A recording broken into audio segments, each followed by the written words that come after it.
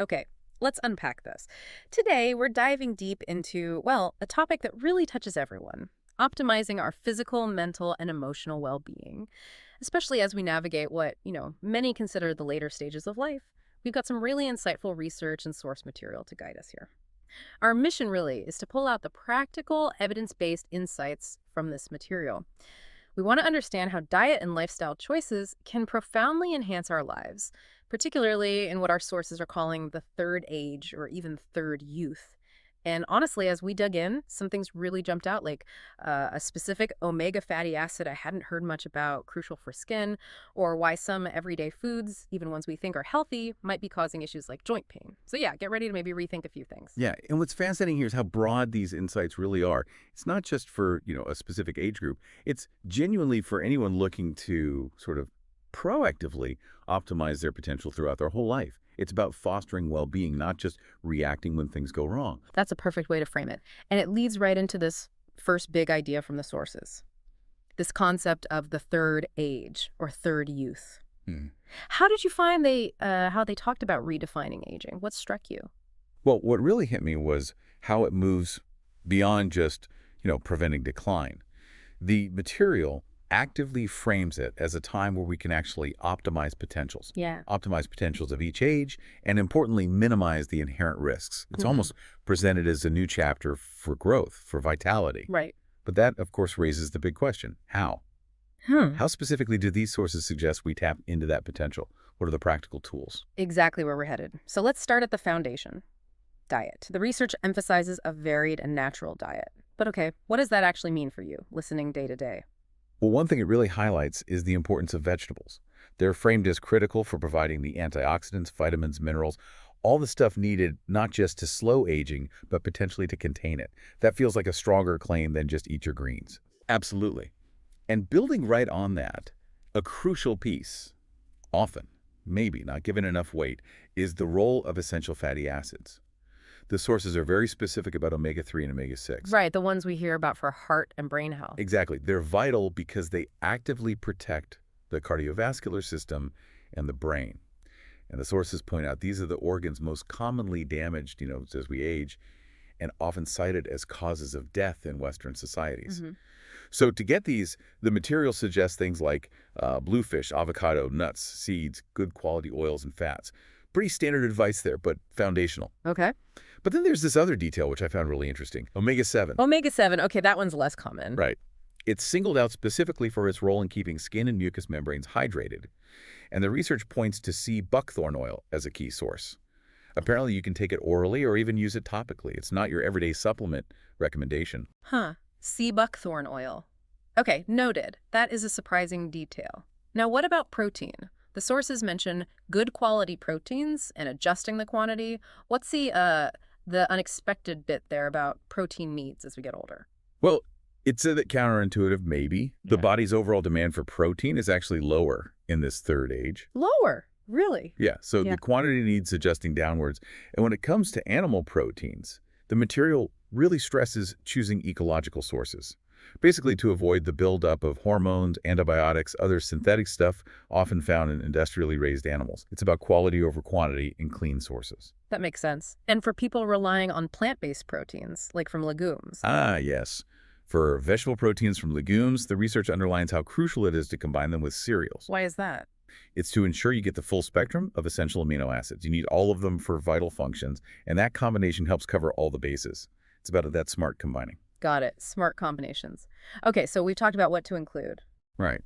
Now, shifting gears to what the sources suggest we might need to reconsider or even avoid, they use some strong language here, calling certain foods #1 enemies. They really don't pull any punches, do they? The material points directly at wheat, sugar, and artificial sweeteners, calls them primary culprits for damaging the nervous system, and the claim is pretty bold.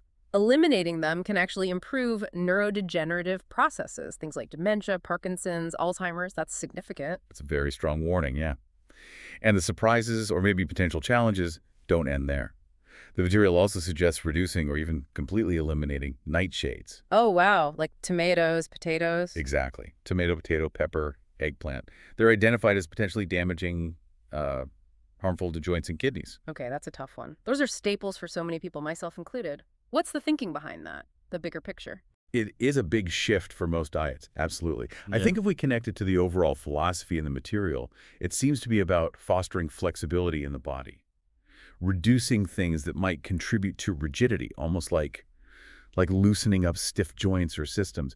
It makes you think about food's effect in a different way, doesn't it? It really does. Rigidity versus flexibility. And related to that, the sources talk about contractive foods. Contractive, what falls into that category? Things like cured meats, cured cheeses, too much salt, or even excess egg. The idea is that these are linked to things like muscle shortening, stiffness, even hypertension. So the advice is, again, reduction, less rigidity. Muscle shortening, stiffness. Okay, that contractive idea makes more sense now. It ties into that flexibility theme. Right, let's shift then. From the plate to other lifestyle habits, our sources are clear. These are just as vital. And one key thing they highlight is sun exposure. Yeah, crucial, primarily for vitamin D, obviously. Right, but also for melatonin, which helps regulate sleep. So getting some sun has multiple benefits, according to this. Absolutely. And then there's physical activity. The material makes a specific point about strength exercises. Not just general activity, but strength training specifically. Yes. What's interesting is they say strength work has shown the greatest effect on improving longevity. Huh. So lifting weights or resistance training might be even more important than we thought for the long haul. It's not just about cardio. Seems that way. According to this research, it's about actively building and keeping that muscle mass. Okay. Now, beyond the physical, the source material really dives into the impact of social relationships. Oh, absolutely. And this brings up that fundamental question, doesn't it? Just how much do our connections really influence our physical, our mental well-being, our longevity? Yeah. The material explains it on a few levels. One, social relationships meet that basic human need for companionship. They also provide chances for fun, for enjoyment, and maybe crucially, they stimulate new experiences. And there's a biological reason for that stimulation being important. Right, exactly. On a biological level, new and stimulating activities, often done socially, boost dopamine secretion in the brain.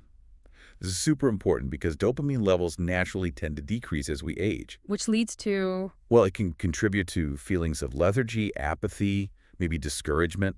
So getting that dopamine boost from social interaction literally makes life feel more vital, more motivating. Wow. The research actually calls cultivating these social relationships a central pillar in our feeling of happiness. A central pillar. That's strong. Yeah. And think about the simple examples they give. Walking with friends, eating together, traveling, maybe joining a hobby group. It's about active engagement with others. So if we're looking at the long game, what truly makes us happy and fulfilled, our sources point to this incredible Harvard study. Ah, yes, the Harvard study of adult development. It's amazing. Isn't it? Started way back in 1938, still going. The School for Adult Development, led now by Dr. Wellinger. Decades and decades of data. And here's the really fascinating part. They mention a survey done way back asking millennials what they thought led to happiness. And what did they say? Money and fame. Pretty much. 80% thought it was money, 50% thought fame. And most figured both required just grinding, working incredibly hard. Right. The common assumptions.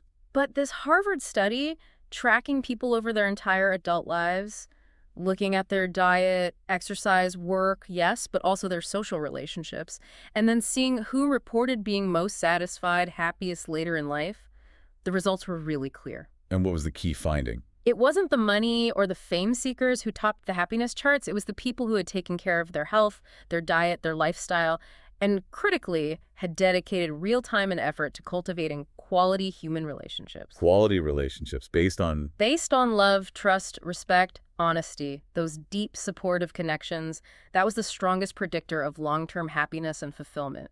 It really does put things in perspective. It absolutely does. Diet and exercise are vital, but connection is paramount. So just to kind of wrap up our deep dive today, we've seen the power of specific food choices, right? What to include: lots of vegetables, those essential fatty acids, including the surprising omega-7, and also what to perhaps reduce things like wheat, sugar, maybe even those nightshades and contractive foods, depending on the individual. And we touched on lifestyle factors like getting enough sun and the specific importance of strength training for longevity.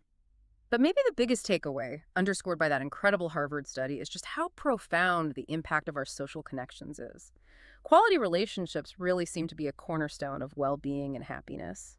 Which really leads to a final thought, or maybe a question for you listening. If the longest running study on happiness points so strongly towards the quality of our relationships, what's maybe one small step you could take, perhaps this week, to intentionally nurture a connection that truly matters to you? Something to think about. Thank you so much for joining us on this deep dive. We hope these insights are helpful as you navigate your own journey to well-being at any age.